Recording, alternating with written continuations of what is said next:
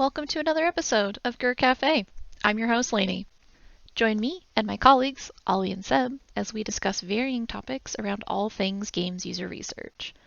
We've got you covered whether you're just getting started in Gur, been around for a while, or are simply interested in learning more. We have a lot to talk about, so grab your favorite drink and let's jump right into today's episode. All right, Oli, hi. Hi, Lanie. How are you doing? I'm doing well. How are you? Very well, thank you. Good. Welcome to our very special episode for the Grux Online Summit. We're super happy today to chat about we're doing a little bit of a different format.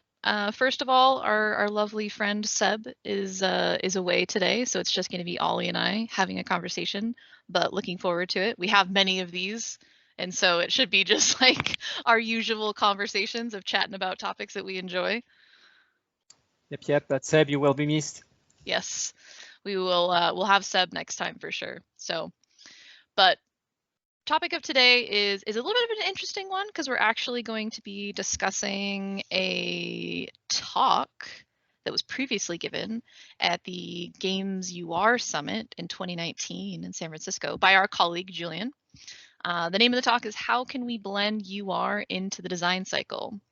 So I'll pause right here really quick. If you have the opportunity to put us on pause and go check out that talk, we highly recommend it. We are going to cover a lot of the high level pieces of the content that Julien discusses, but it's one of my favorite talks. I know Ollie feels the same. Please go check it out. We'll have everything linked for you as well so that you'll know exactly which one to go and talk to and maybe come back, or at least go check it out when you're done listening to this. So I think I've expressed multiple times to Julien my love for this talk. We worked together back then when he was preparing it, and I feel like I bring it up quite frequently with my team. So it's kind of a little bit of a talk about kind of influence and being blended into the design cycle. So giving some context, so becoming implicated into the design iteration process is a key piece to long-term UR buy-in and impact. I think we can probably all agree to that. And becoming blended with the design cycle is certainly a task easier said than done. Yes. Yeah. And before we get into the topic, I actually want to pause to define these two terms, because we're going to be talking about embedded, we're going to be talking about being blended, and I want to make sure we understand the difference for our audience here. So when we're referring to embedded researchers, because typically most of our researchers here at Ubisoft are embedded, this means that they are researchers typically seated physically or virtually with the design team, and they're typically full-time dedicated individuals working on a sole project. So working with a particular design team, a certain brand or production. When we're talking about blended, this means it's more being implicated, right? It's being a part of the process, not only just kind of adjacent to it. So being in close proximity does not necessarily mean that you are blended. So embedded does not necessarily mean that you're blended. And you don't have to be embedded to be blended. And we can touch later. Yeah. We can touch on that a little bit later, especially when we're going to be talking about the more recent impact of COVID and how that's kind of impacted our ability to be blended with our teams to kind of build and maintain relationships. But just wanted to kind of set the groundwork of these two different terms so we're not confused as we're discussing. So, Ollie, I'm going to have you give us a little bit of a rundown of some of the topics that Julien was discussing in that talk. So let's discuss first some of the current problems that we face as user researchers that are perhaps kind of preventing us from being really blended. Yeah, thanks, Lanie. Of course, I'm going to kind of paraphrase some of the talk content. So again, go back to it if you want to have the full presentation. But yeah, one of the first aspect that Julien is mentioning in his talk is how our tendency to arrive too late sometimes in the production cycle to be really impactful. And to be honest, it's not just a game user research problem. It's, I mean, the being too late in the development cycle is, I believe, as old as the user research itself. But that's certainly something that we keep experiencing in the gaming industry. And I think, again, referencing the talk, I love the graph that shows, you know, the ROI of the research as compared to where you are in the production, and also the level of stress of the production, because that's maybe something that is specific to games as compared to other products. I'm not sure there's so much stress near to launch when you're launching a website versus launching a game. So it adds an additional layer on why testing too late or being too late is not the most impactful. So of course, first reason being that everything is pretty much set in stone. So if you arrive at that point, even though you have really great insights about how to improve the game, it's very unlikely that the game is going to be changed this deeply anyways. So that's that's really your first thing. And there's a reason for that. I mean, as you know it, near the end of the production, usually the HQ wants to have visibility on the state of the game. So it makes sense that we do those kind of game assessment very late in production, because we should still be doing that at some point. So, but not just that, or not just arriving at that moment. So that's one thing. It's late, but it can also be late in the at a more micro level, because I think you experienced that, Lanie, when you offer to do a testing on an early concept, and people will tell you, no, but it's not ready yet. I cannot show it to real users because it's not ready yet. So I don't want to know if you want to give examples on that or if I shall continue. But no, but I think it's an interesting one, because you think about, and I love the graph that you were referencing that's in Julien's talk, because I think it is kind of this. There is this kind of cascading, like we're losing that ability to influence and impact and really become that kind of blended individual that we want to over time.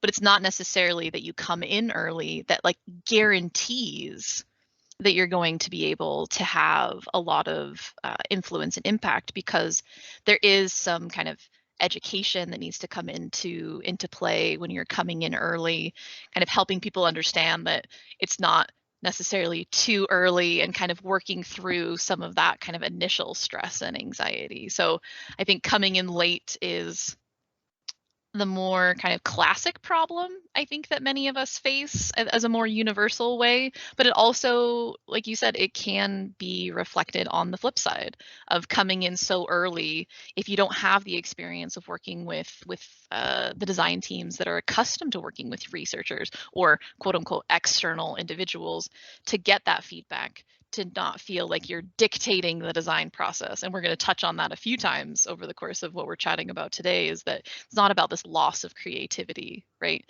It's about helping inform and help them feel more confident in the decisions that they are making.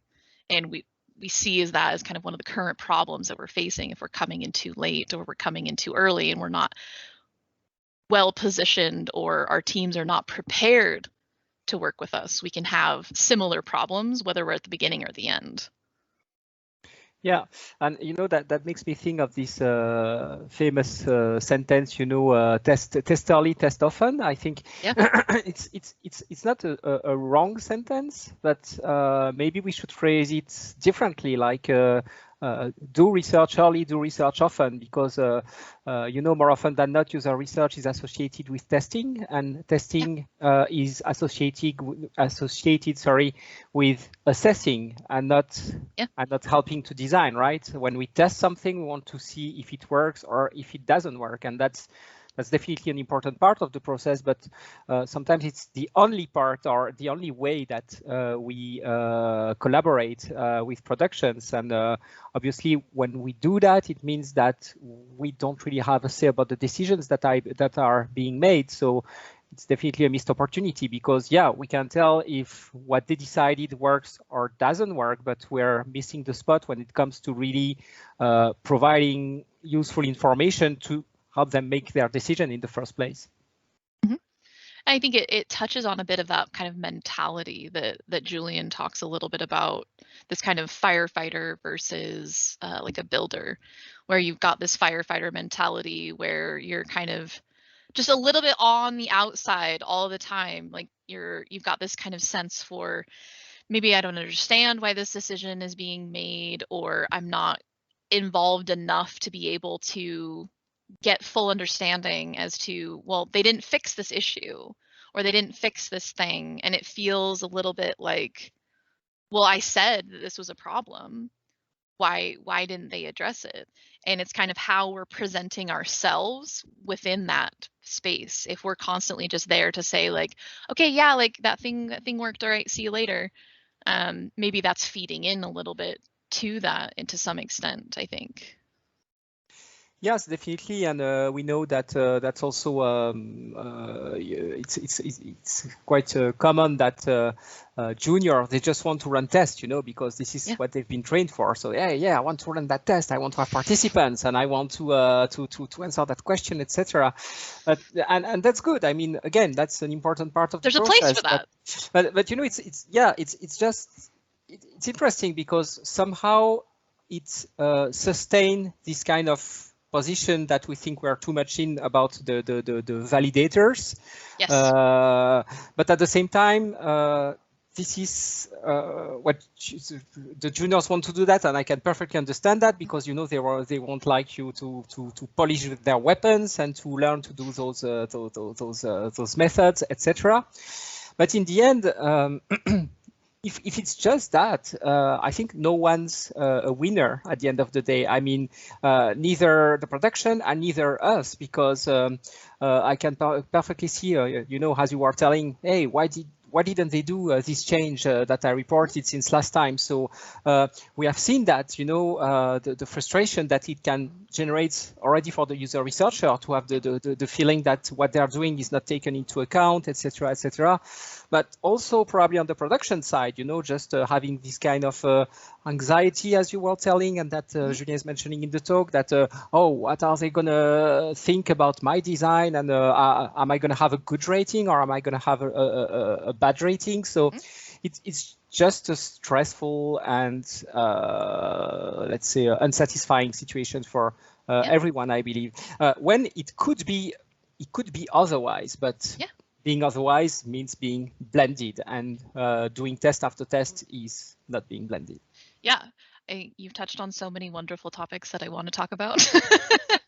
But I think one of them I think one of them is, like it's this kind of discussion of comfort almost initially when you're coming in as a junior and you really want to show your stuff.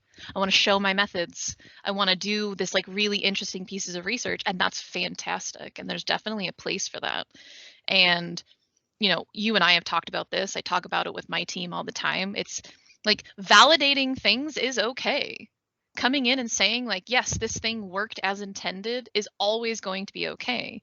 But it's about finding that balance between I'm only ever validating decisions versus I'm also being able to come in and provide insights to help, lead discussions and that are going to lead to decision making. And so there's all of these kind of pieces coming together. And I think it's easy to kind of get stuck in, I'm here, I'm doing my methods, I'm doing this, I'm getting their questions, I'm delivering this thing, and then it's easy to kind of just walk away from that.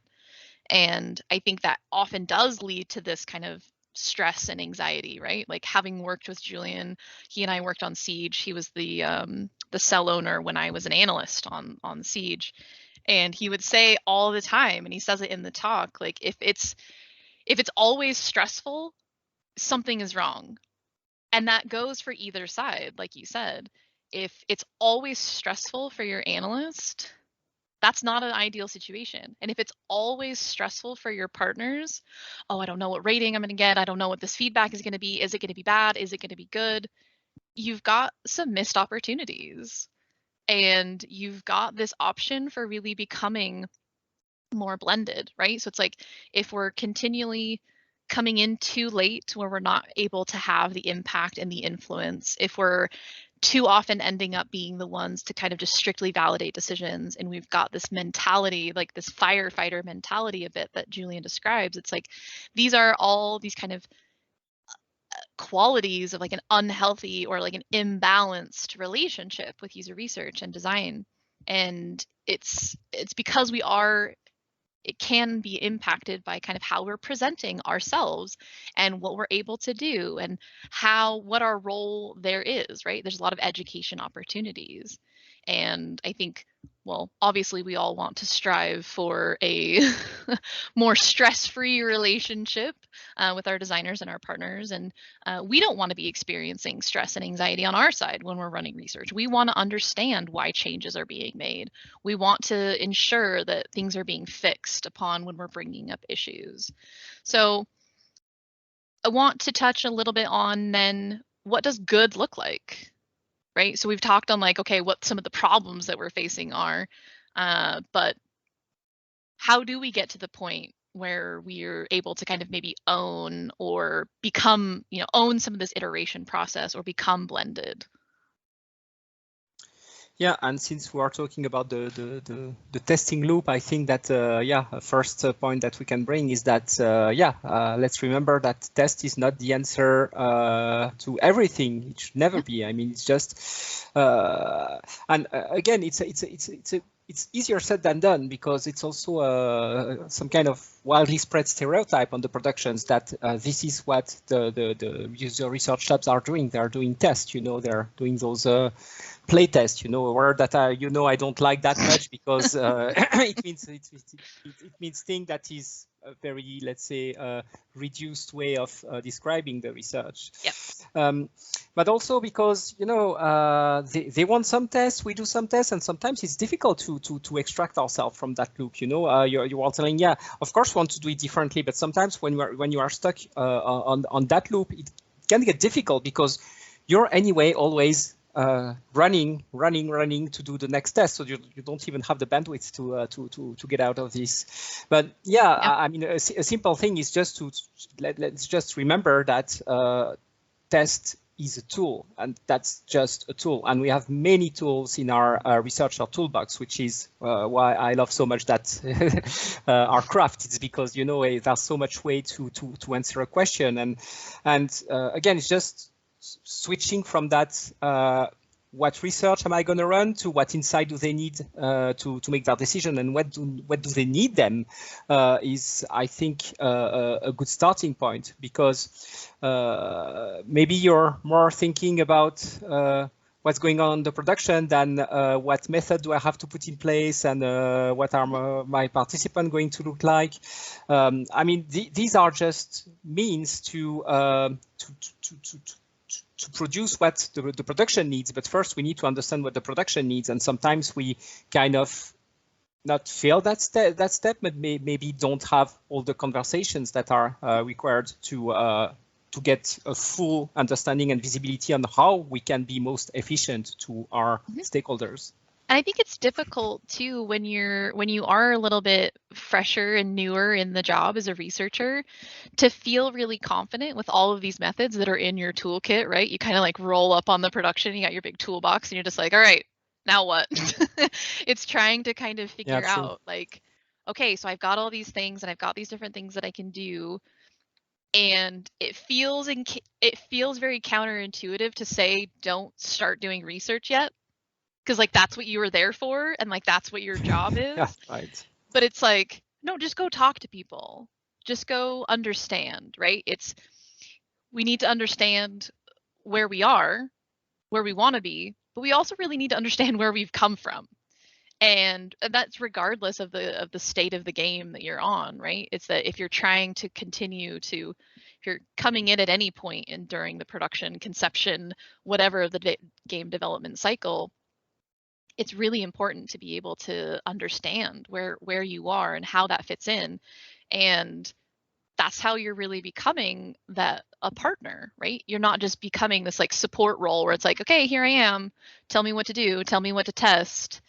It's looking at, okay, so I'm giving more consideration to kind of what's going on around me, and I'm thinking about, okay, how do I use the tools in my toolkit more efficiently? And maybe I'm not using as many as I thought I was going to use sometimes, but it's kind of becoming more involved in some of these conversations and making sure that we are utilizing them as efficiently as possible when we are running a test.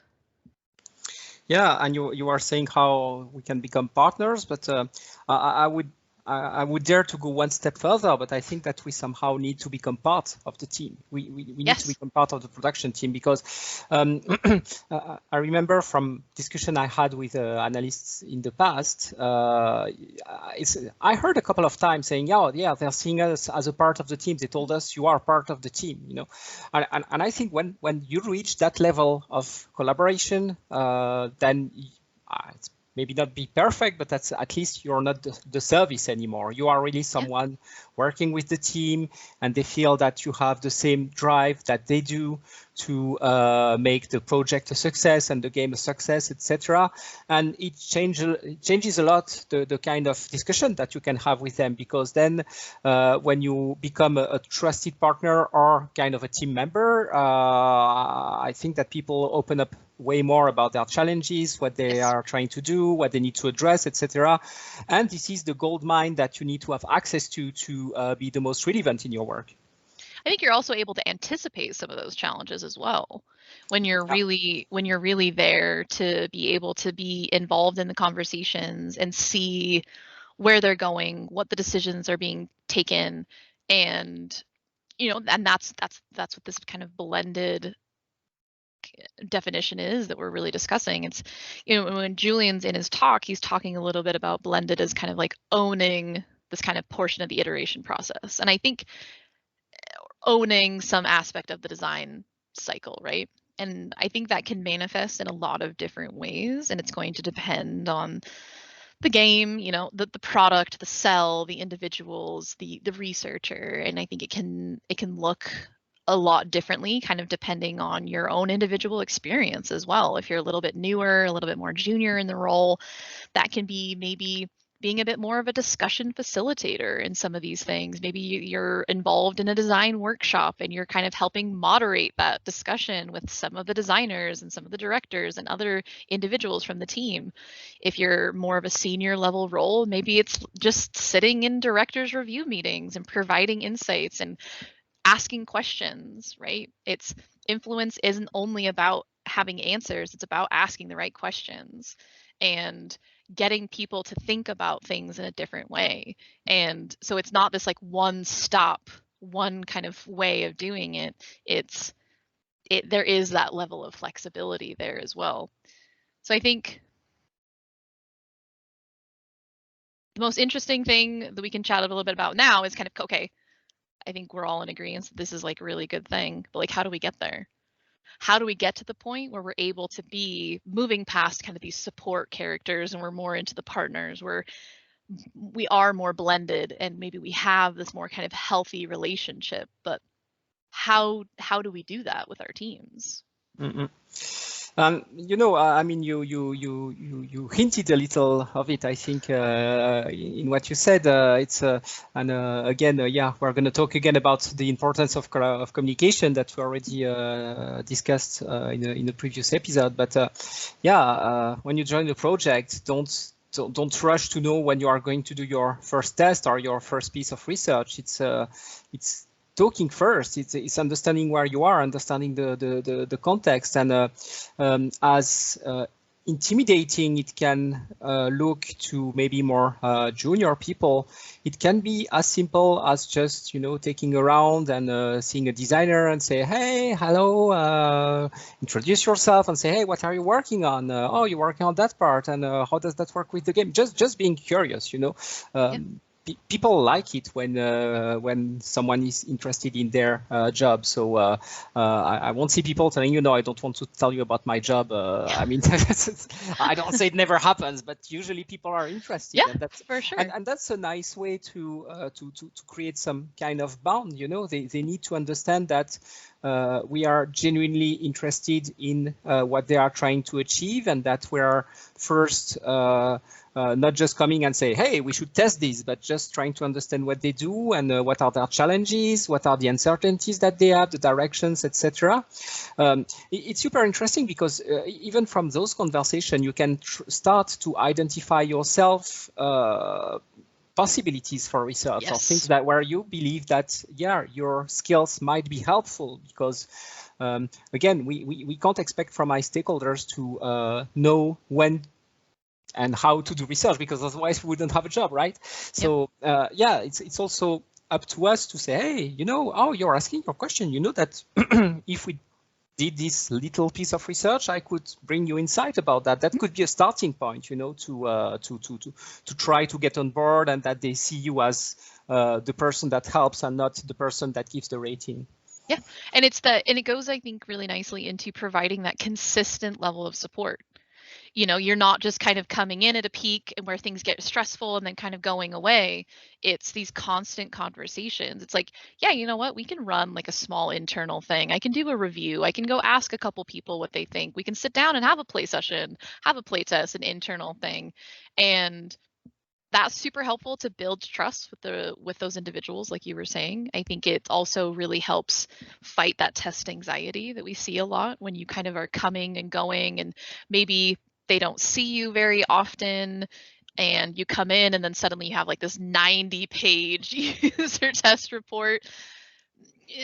Yeah, okay. But it helps kind of remove that surprise effect of, you know, here we are, we can do a lot of different things, help educate them on what we can do. You know, it's this education, it's the evangelism, it's building those relationships with the team. It helps set expectations of what our role is and how we can help them.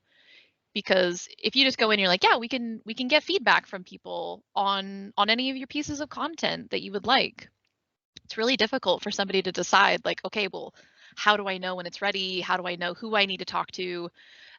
Do I need to decide what the questions are that you ask? Do I need to set the, you know, how are you going to do this? Are they going to play? Do I have to like think of questions that we're going to ask them? It allows you to kind of guide that narrative almost with them and help them kind of understand the different ways in which you can provide that assistance. And maybe it is, you know, running the internal play sessions. That's a good example that Julien uses during the talk, and that was something that was pretty big for us back on Siege, like many years ago. That was how we became. That's how we built really healthy relationships with our design teams. Was really taking ownership of this play session process that they were already doing, and we felt like, oh well, if we just come in and we tweak just small little bits and they get more and more and more comfortable with us, we can actually leverage that in a lot of really different and unique ways. And it allowed us to get very creative, right? There's a lot of people that are probably listening who are screaming, thinking like these internal play sessions have a lot of inherent bias and all the things that are going, maybe the more negative aspects of those things. But we use that to our benefit. We were able to, you know, Julien talks about this kind of black box effect when we're talking about the design and iteration, and when it feels like we're not having that consistent support, you know, going back to that firefighter mentality, we're not always sure what's being done, when it's being done. But if we're there and maybe we're providing more kind of consistent level of support, we're involved in conversations, we have visibility, we can kind of keep tabs on what's going on. Yeah, and it's being involved that brings all those opportunities, right? Mm-hmm. And yeah, leveraging activities that they already do is a very good entry point that you used on Rainbow Six and that we used on other productions as well, and that opened up like possibilities to, hey, okay, so we've done a couple of play sessions and we see that several times people complain about this, but we don't know exactly why. And then you say, hey, we could help go dig deeper into this. We could have, I don't know, a small internal test session, usability test session with people that are outside of the production and start digging about this. Or I don't know, maybe they express concern about their target audience and they have missing information about the target audience. Then we could do some exploratory research and interview the target audience and get some insights. So again, it's really, I mean, it's a virtuous circle, really. It's the more you're part of the discussions, and the more it becomes like obvious in a way where you can be helpful. And even on productions that may be reluctant, because you may have those ideas, but maybe for some reason the productions won't really let you do that, or say, oh no, we don't do that, etc. Because sometimes they don't understand the value that they can get out of it. I think another good tip that has been used not only in the game user research industry in the past is just do it for free. Do your research for free and bring them some results. I mean, I remember we had in the past a production that was really reluctant to user research, and it took one test to completely flip one research to completely flip their mindset, because they had this kind of idea of maybe, the validator thing, probably the validator thing, by the way.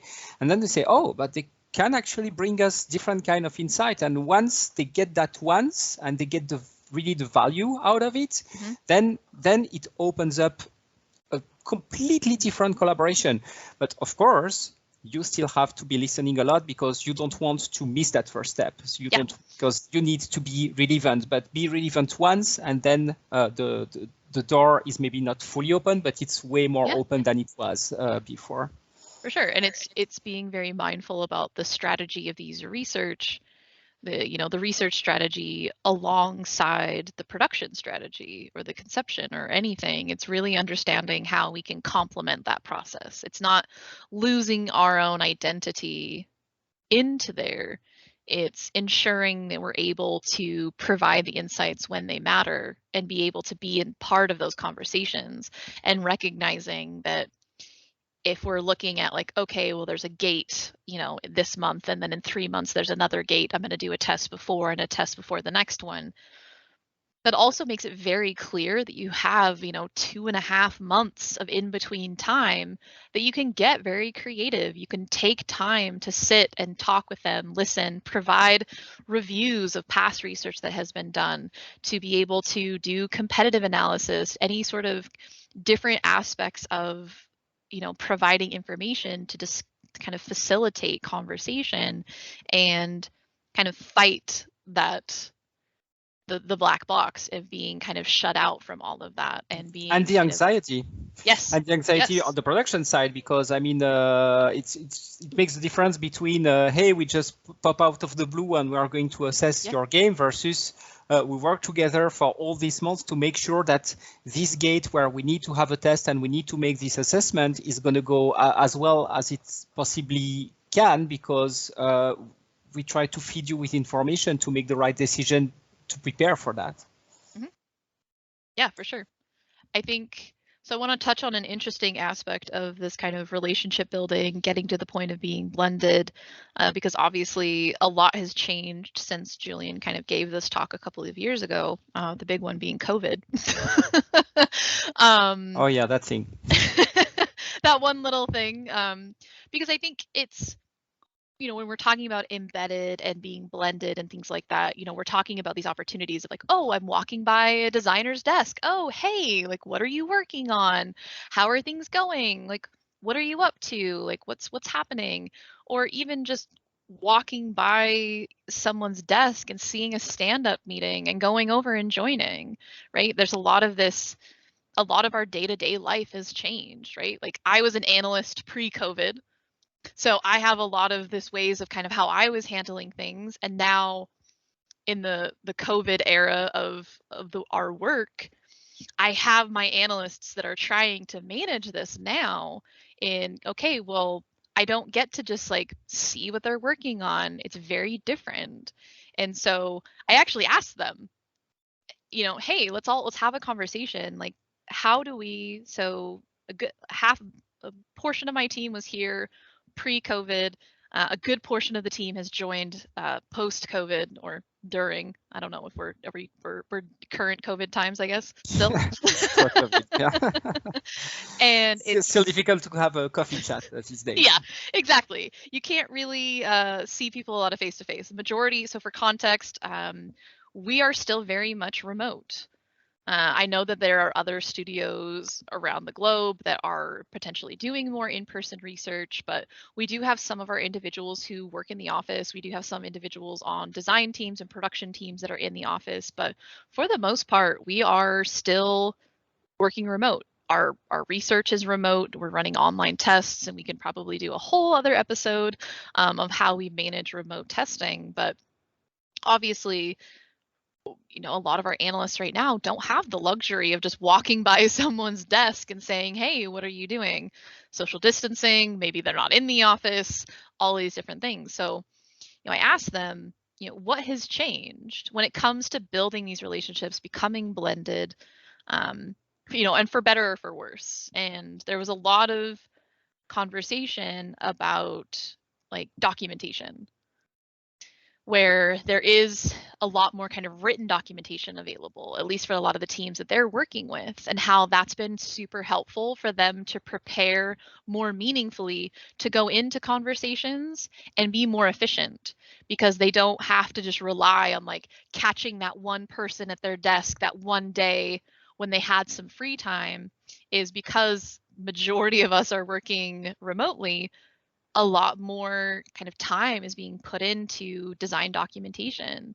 And so it's been easier for them to do some of their homework about where we have been, what decisions already have been made, what changes have been made to the design. So the researchers are coming in much more informed when they're going into discussions more often, because they're able to find that information, or they're at least feeling much more confident in being able to go in and ask the right questions to reduce the time of kind of spinning wheels of like, oh yeah, well that's in the design documents. You can go find that somewhere. So I think that was something that was kind of interesting for a lot of them, is just how accustomed we've all had to become to having information available. And it definitely has made things a lot better.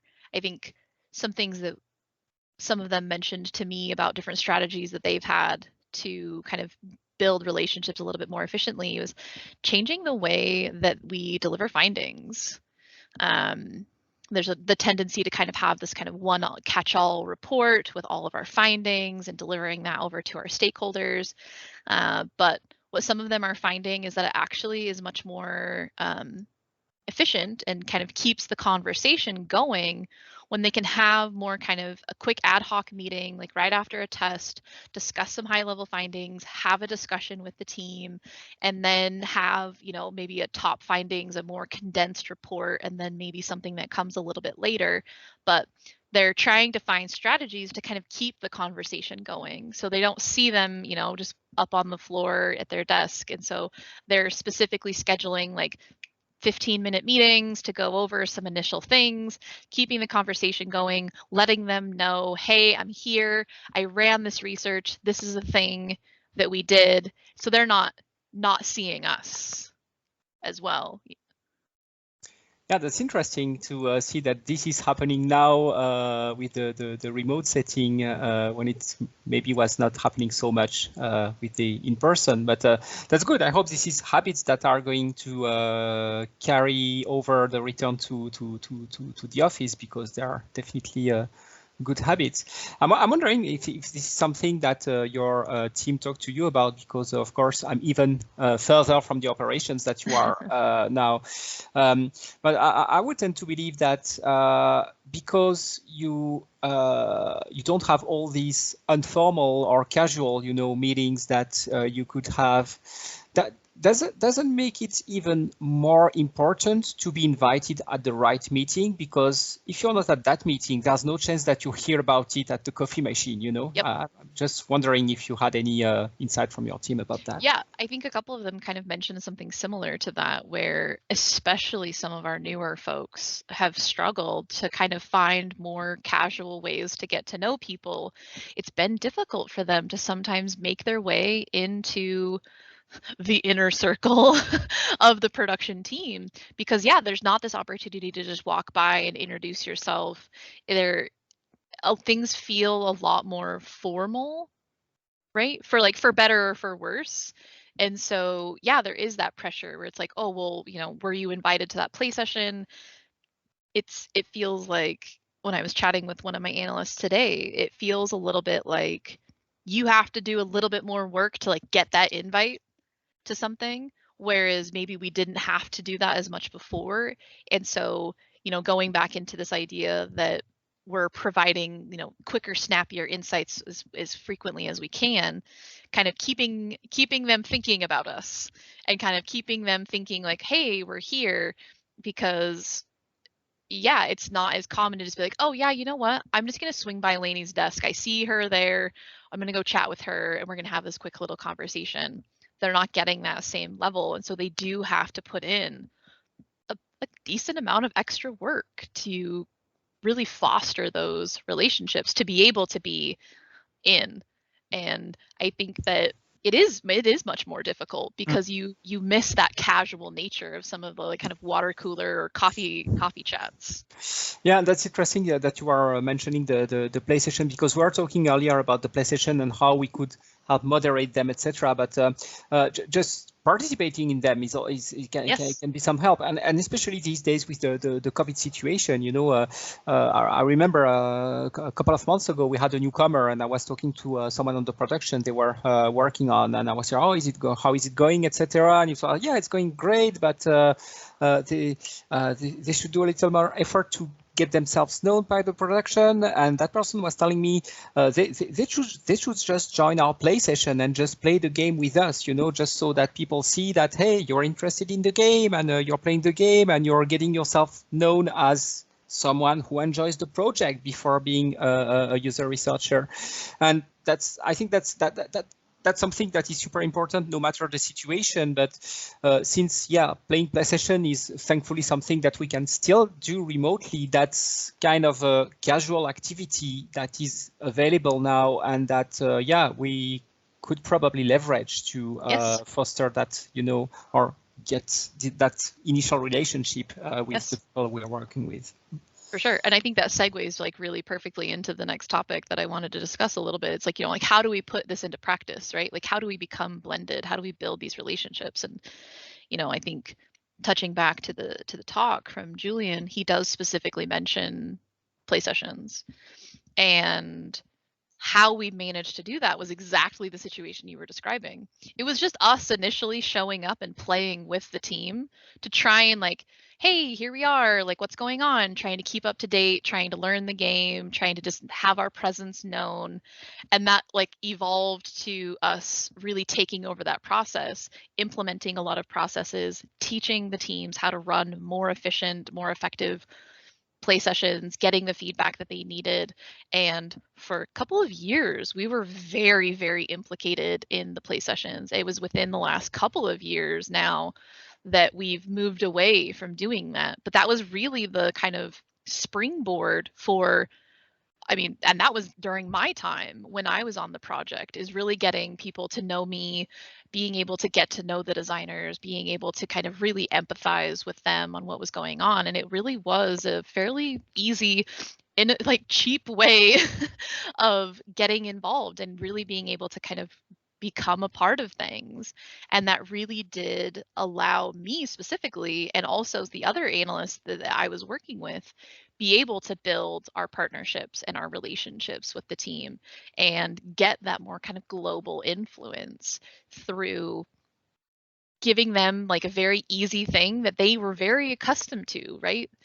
most of our teams are probably running their own internal play sessions. There's some quick wins there for sure to be able to come in and say, hey, like, let me just phrase some questions for you, write a survey, do a quick little like write-up of the discussion points. And that really led to us getting to the point where we were so busy doing so much research we couldn't actually facilitate running the play sessions anymore. We did end up dropping them at some point because we had so much other work, because we were so implicated in all the design cycle through all the different seasons on Siege. We were so busy, and I think it was a really interesting kind of evolution of how we used that to leverage our kind of get that door open to coming in with the team. Yeah, and we did that on other projects as well, Yes. and we keep doing that on other projects because that's an excellent entry point. I mean, I remember a couple of years ago when we first started to help on PlayStation just to gather production feedback on some of the, and as you said, yeah, we know it's biased, etc., but it's still better than nothing. And truth be told, the big issues that you get from there are usually issues that you want to take a look at. It's not because it's the production that you should just disregard those. And this is when we could do our very first internal usability test, on very early features, because we were exactly in that situation where the same comments were popping up again and again and again, and we said, hey, we could do something else. This is happening, you don't know why, we can help you with that. And this is how we got the ball rolling on that. So there are other ways to do it, but PlayStation still is a very good way because, as you said, they are doing it anyways. So we are just bringing value to an activity they are doing at absolutely no or very little extra effort from them. So that's a very good entry point to start building that collaboration. I was thinking about other ways that we did build that, or that we could build that, or that we started to build that. There's one I think you could speak about, because I think that's a very good one. It's the conversation that you started to have with this very early production. That was yeah. So maybe you want to keeping say it NDA as much as possible. I'm like, yes. Yeah, that's one that I cannot talk about. But I think you can talk about the experience, because that's a very good example, I believe. Yeah, for sure. I think to give as much context as I can, I had done a lot of really interesting research during my time on Siege, and really understanding, there's talks about it online. The learning study, this very, discussed piece of research that we did back with Siege, of learning how players learned the game. And we spent a lot of time, and we've done a lot of research building off of that in the last kind of however many years now, and really thinking about how players are learning these kind of tactical shooter games, or just kind of shooter games in general, games that have a lot of kind of complex variables, PvP. And we really kind of were able to take a step back and provide some kind of high level information for a game that was like so early in conception, like still initial conversations. And we were able to go in, and I was able to present to them a lot of the research that we had done kind of years and years ago on Siege, to help kind of inform them on like, hey, here's some of the pitfalls and some of the things that we experienced if you're doing something similar to these mechanics or this specific kind of aspect of the game. Here's some things that you should consider. And yeah, I mean, that was a really inexpensive way. It just took a couple of hours of my time to go sit and kind of run a little bit of a workshop with them. They brought to me some ideas of, hey, we were thinking about doing this. I was able to even go back and find even past pieces of research, and I wasn't doing any new research. This was all something that had been done years ago, and it was just kind of digging that out of my memory bank and the kind of online wiki of, here's some different examples and some different things to consider. And yeah, it was a great way of kind of segueing into different conversations and being very implicated at a very early stage, when there was nothing playable, nothing more than just some documentation and some storyboarding and being able to kind of influence those decisions very early on. Yeah, and what best way to introduce a researcher that would later work on such production than to help them when they don't even have something that you can play with, right? I think it's important because it's also, it also means how important, and that might be, we can develop on that on another talk, but how important it is to also learn from our research, not just only delivering what the production needs at a certain point, but,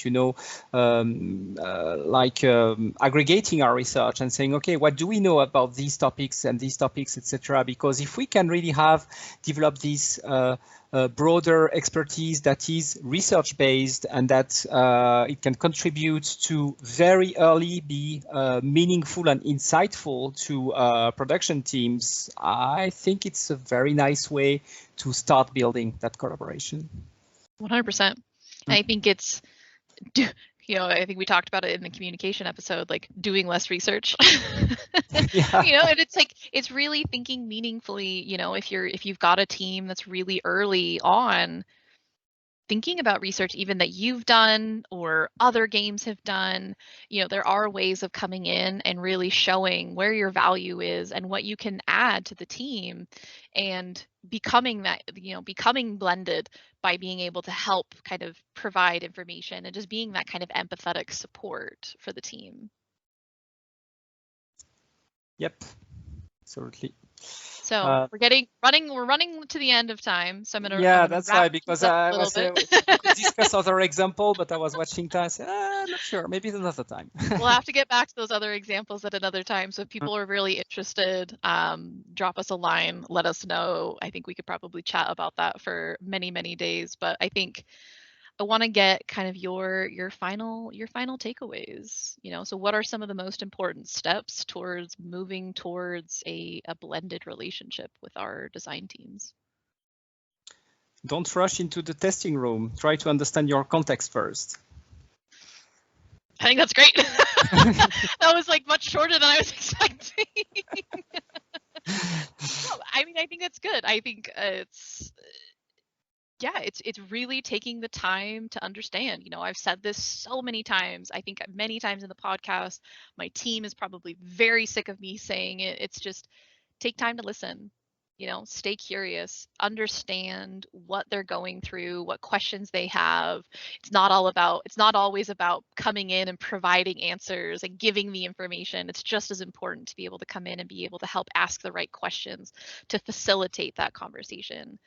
It's thinking about supporting consistently, having that consistency with your presence, the consistency of what you're able to kind of be a part of these conversations. And again, like you were saying, it's not rushing into the test room. It's not focusing only on these all-encompassing tests that are really big. They really can contribute to that anxiety when expectations are not managed well. And not focusing solely on just getting in that test room as quickly as possible. Think about other ways of, research reviews, competitive analysis, or just even past research that has been done, or being able to run internal studies, play sessions, anything like that. And I think one of the most important things that I always tell for my team is acting as a facilitator of the discussion, not just thinking about yourself as I'm here presenting a piece of research. It's really about facilitating a conversation and how that can really help to lead you to the point where you're able to be a part of that decision-making process. Yeah, and when it comes to reporting, I mean, if you have the chance to organize some workshops and to facilitate those workshops, that's a great way, because of course we need to be before to understand what the needs are, but we need to be there after to see how they make the decisions, because otherwise we fall into the iteration black box thing. But doing the workshop is basically building the table to which you want to be present. So that's a great way of being part of those decision-making discussions. I think that was the perfect way to end this. So thank you very much.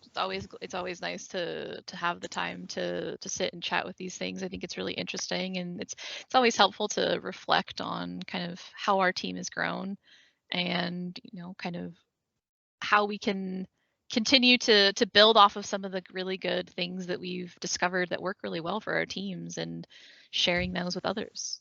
Yeah, absolutely. And yeah, I wish we had more time, but that's what it is. So I'll see you next time. Thanks all. See you next time. Bye, Lanie. Thank you.